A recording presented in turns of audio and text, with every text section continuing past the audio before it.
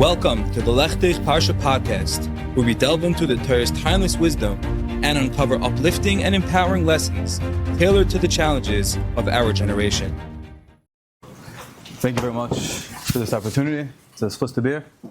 Hopefully share some words of chizik for the times we're in, right before Erev Tisha B'Av, Shabbos Chazon.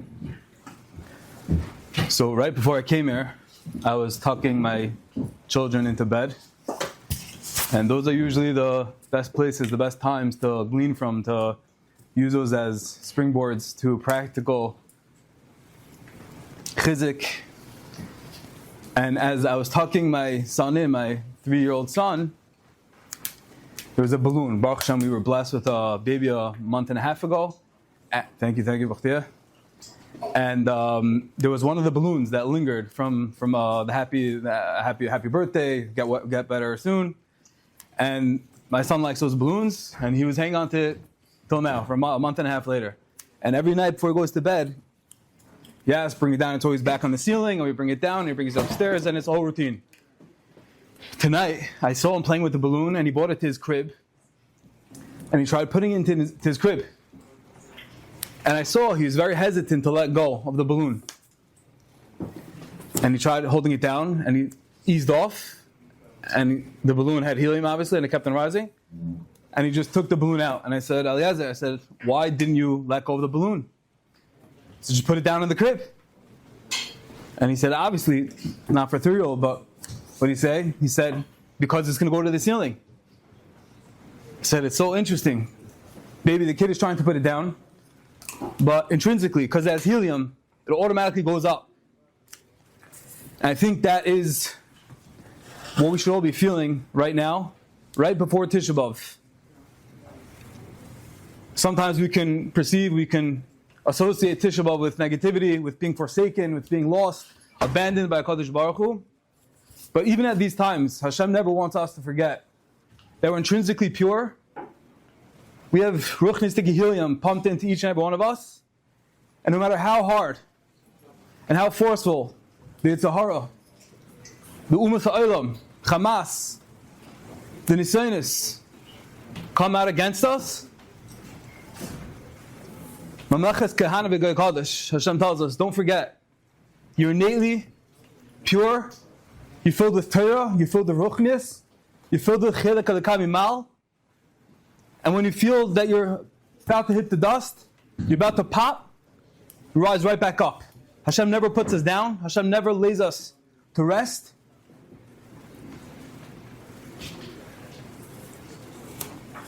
Even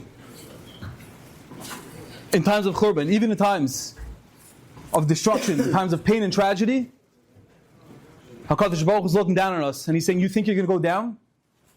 You think that the world is laughing at you? Politics, rockets, Hamas, October 7th, tragedies. You think I'm going to let go of you? We're just like that balloon that the kid tries to put down, but it just fights back innately, intrinsically, naturally. That's just the Metzius. And Hashem says, that's just the Metzius. You're mine, you're holy, you're pure, and you're never going to go down. Shabbos Chazon. We're about to go into Parshas Devarim, which always coincides with Shabbos Chazon. And the Kedushas Levi asks, why is Shabbos Chazon? Chazon Yishayahu ben Amos. What was that prophecy? What was that nevuah? There was a nevuah of tragedy, of calamity, that was going to befall on Klal Yisrael. So why do we call this Shabbos, the Shabbos that's supposed to inspire us? It's supposed to try to ignite growth and chizik. Why is that Shabbos called Shabbos Chazon? We should call it something else, but not Chazon because of the nevuah, the foresight they had of the tragedy, of the calamities that's going to befall on Klal Yisrael. Call it something else. And says the Kedushas Levi, or maybe the Kedushas Levi over here, he says that the reason why we call Shabbos Chazon is because Chazon has another type, it has another meaning. Chazon means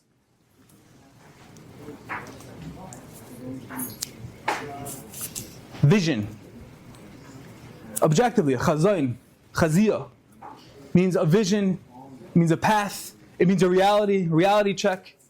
And as we go into Tisha B'Av, we have Shabbos Chazon to recheck, to recalibrate, to realize, yes, there was destruction, to realize, yes, we're missing something, we're bereft of the Shekhinah, of HaKadosh Baruch Hu's proximity, but at the same time, it's a springboard. It's a time for action. It's a time of Chazon, to see what we're really all about, to check back in.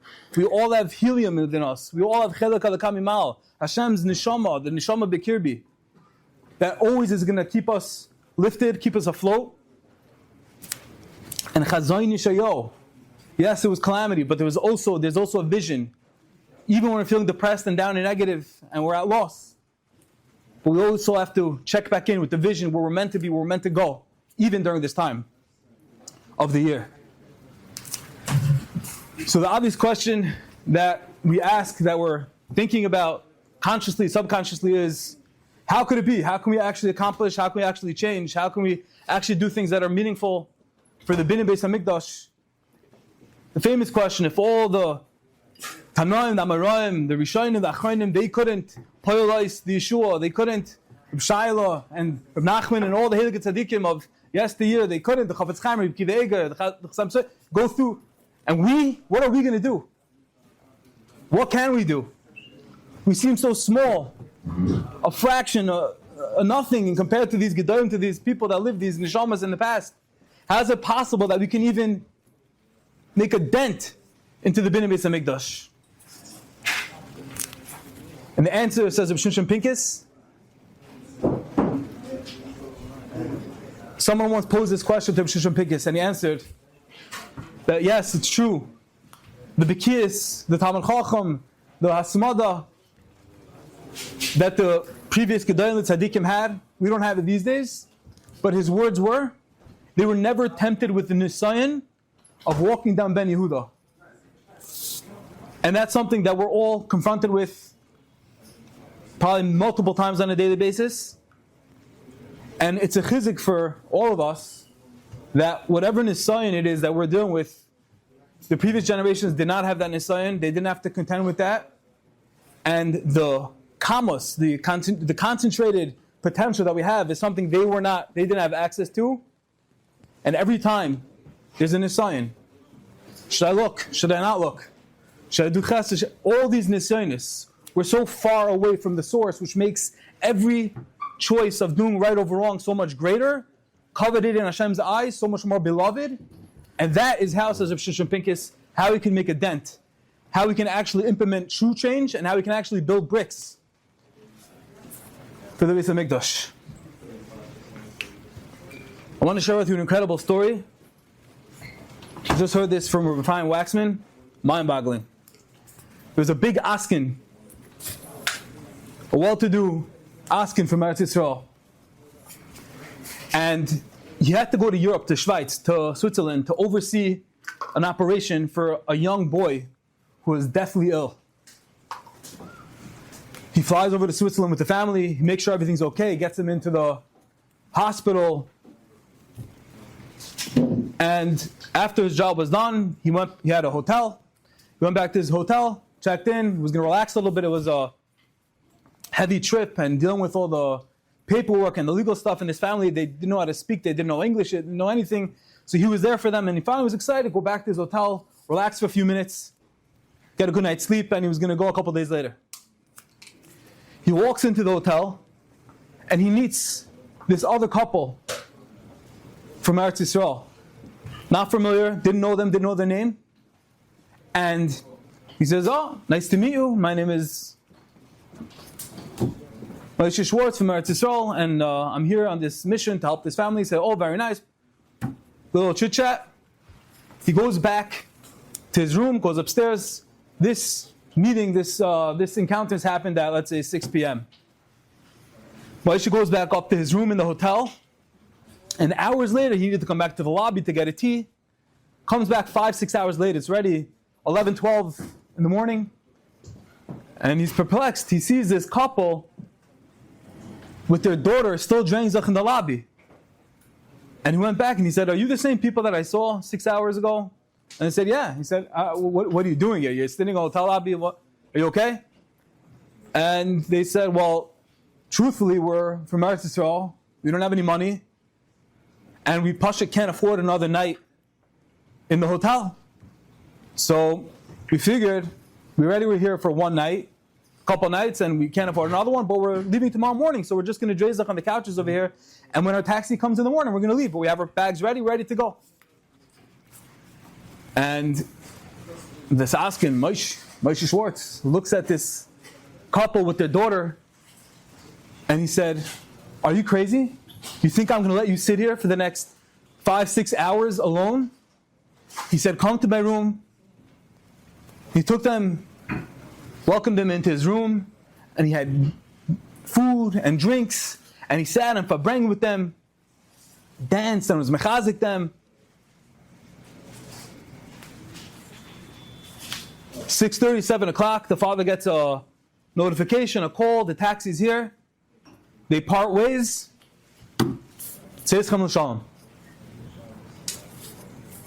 Months later, this askin goes back to Eretz Yisrael. The family goes back to Eretz Yisrael. This sick child gets better, goes back. And this askin gets a letter in the mail. And it says, Dear Mechutin, I'm looking forward to seeing you at the chasana.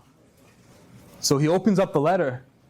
He says, Dear Mechutin, I didn't marry off any of my kids. He opens it up, he looks at the invitation. He has no idea who this invitation is from.